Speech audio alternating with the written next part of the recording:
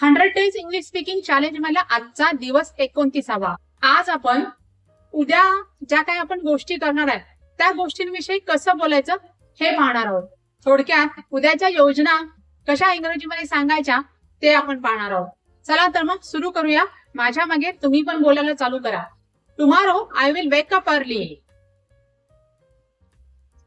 I will clean my house. I will go to office.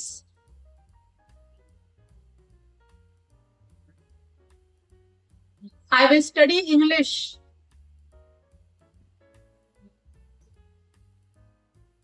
I will watch a video.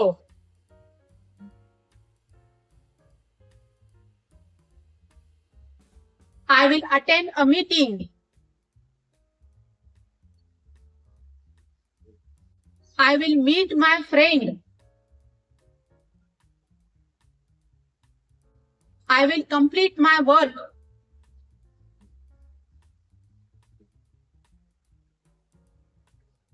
I will bring vegetables.